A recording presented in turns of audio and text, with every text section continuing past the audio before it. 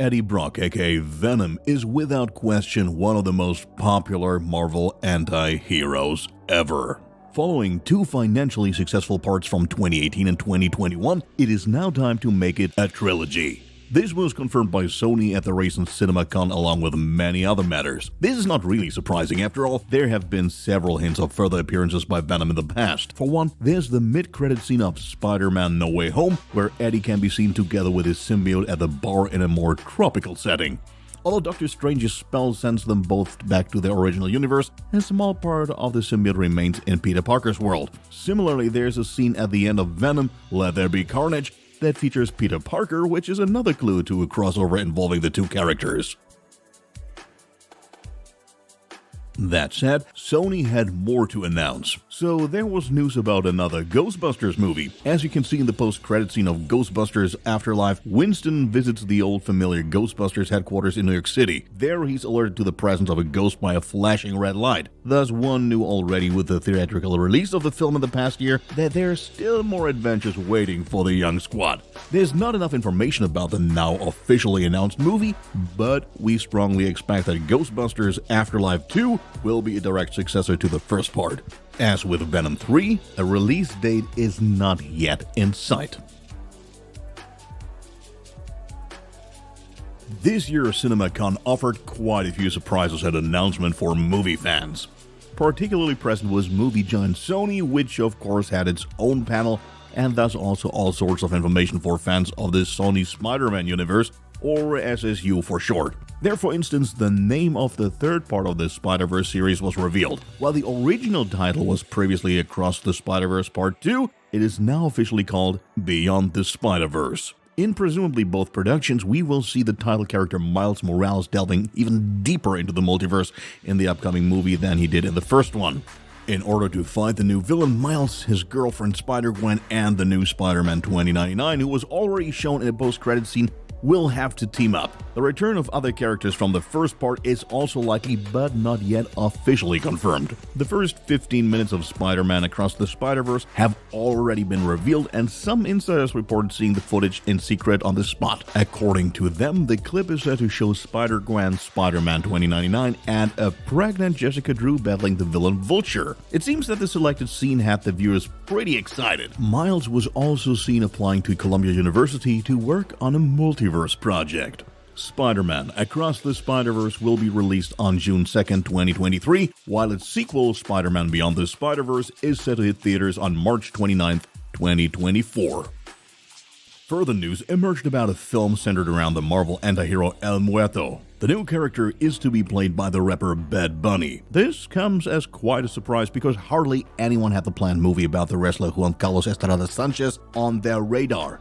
The leading actor himself is confident, saying that he grew up with wrestling and loves his new role. The protagonist gets his superpowers from a mysterious mask that is passed down from generation to generation and contains a huge power. However, in order to possess this strength, he must fight the infamous El Dorado. This is considered to be an ancient ritual that requires years of preparation. So far, El Muerto is not nearly as well known as Morbius or Kraven. This may change in the future, especially because Spider-Man and El Muerto meet in the course of the story and, despite their former enmity, join forces to take down the all-powerful El Dorado. Sadly, there's no official release date for El Muerto yet, but we will of course keep you up to date. The Gray Man, Netflix's most expensive movie of all time, has been done filming for quite some time already.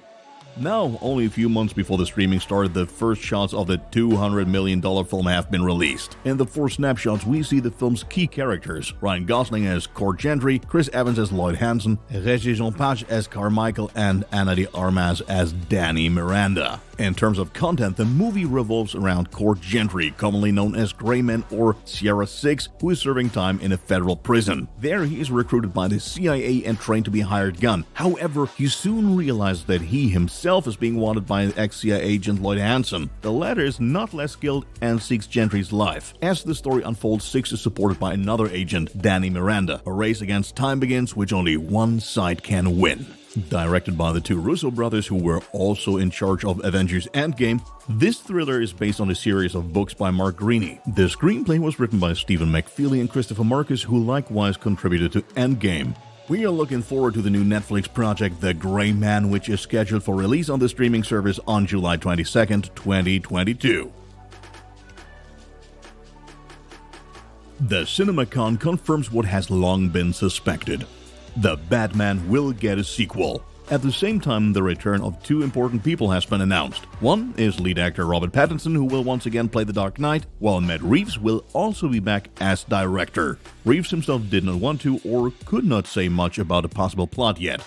He simply expressed his joy about the renewed involvement. According to Warner Bros. Chairman Toby Emmerich, preparations are already well underway. However, they did not want to promise a release date yet. We firmly assume that we will also see the return of other actors such as Zoe Kravitz or Colin Farrell, but officially, this has not been confirmed yet. Warner Bros. Also showcased other projects at CinemaCon, including Shazam! Fury of the Gods. A short preview was screened showing the main character Shazam in Paris on a date with Wonder Woman. But don't get too excited too soon regarding an appearance of Gal Gadot in this role, as shortly after, it was revealed that Wonder Woman's silhouette is in fact the Wizard. The latter warns Billy Batson about the daughters of Atlas who were after him. New details were also announced about the DC sequel Aquaman and the Lost Kingdom. It was revealed that new technologies were used for the shoot, which should make the movie look even better than before. Currently, director James Wan is in the middle of making the director's cut. There was also talk of many new, intense characters. Another featured movie was The Flash. In this case, Warner presented the first trailer that included the reveal of Michael Keaton's Batman outfit. In the meantime, the superhero seems to have aged significantly, as he is shown with long gray hair and a beard. In addition, viewers are treated to a younger version of Superman, as well as Michael Shannon in the role of General Zod. Warner Bros. Also had news to report beyond the DC Universe. First, there's the confirmation of the horror flick The Nun 2. The sequel to The Nun from 2018 is another spin-off from the Conjuring universe. It is currently in early production and is being directed by Michael Chaves. Having already worked as a director on The Conjuring, The Devil Made Me Do It, or The Curse of La Llorona, Chaves is certainly familiar with the horror genre. The script is by Akila Cooper, who already served as a writer for *Malignant*, but more details are not available so far. The second big movie that is actually not related to DC is Barbie. The first picture published shows Margot Robbie in the title role. The image could not have been more characteristic. You can see the represented blonde in a pink car in front of a pink background. The story is said to focus to some extent on the Mattel toy company, which is also the manufacturer of the world-famous Barbie dolls in the real world. The announced release of the film, by the way, is competing with Christopher Nolan's Oppenheimer. Both are scheduled for release on July 21st, 2023, which is particularly spicy as Nolan and Warner have been going separate ways since 2021 due to disagreements over the release pattern of the movie giant. James Cameron's then revolutionary film Avatar hit theaters over a decade ago. To this day, Avatar remains a milestone in the 3D field, even though viewers still argue whether the movie tells a good story. Disney finally released their first trailer at CinemaCon after quite a few delays in the production process, and it's just many postponements of the release date. The footage, which is still kept from the public, also reveals the official title of the sequel. Accordingly, the film is called Avatar: The Way of Water, as we've already assumed many times in our news. A first look at said teaser will be available alongside Doctor Strange in the Multiverse of Madness, which has its theatrical release on May 6th, and where a screening of the video footage is planned. 1 week later, it is supposed to be possible to watch the teaser online. As eyewitness reports indicate, the theme of the ocean unsurprisingly plays a major role. The Na'vi ride new kinds of creatures and are able to communicate with whales. Furthermore, a major conflict is brewing among the Na'vi tribes. For instance, modern firearms as well as bows and arrows can be seen. In addition to the teaser, producer John Lando also shared a few words and confirmed once again that the sequel will focus primarily on Sully and Neytiri's family. The parts are also meant to stand on their own as much as possible, but still make for a coherent story overall. Director James Cameron also made us want to see more, as Avatar: The Way of Water will feature revolutionary 3D technology and great visual effects, just like its predecessor. The movie is scheduled to premiere on December 16, 2022.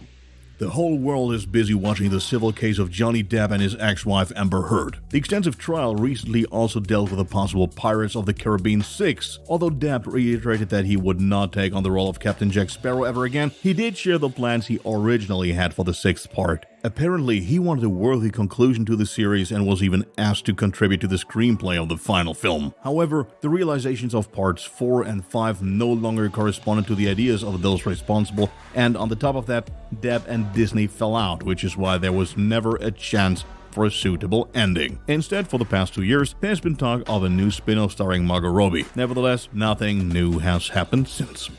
After all the awesome Spider-Man news today, we highly recommend our latest original for Spider-Man Across the Spider-Verse. There you will be able to find all the other relevant information about the second part of the Spider-Verse series. Besides that, the trailer for the new Disney movie Chip and Dale Rescue Rangers was released on Wednesday, so feel free to check this out as well.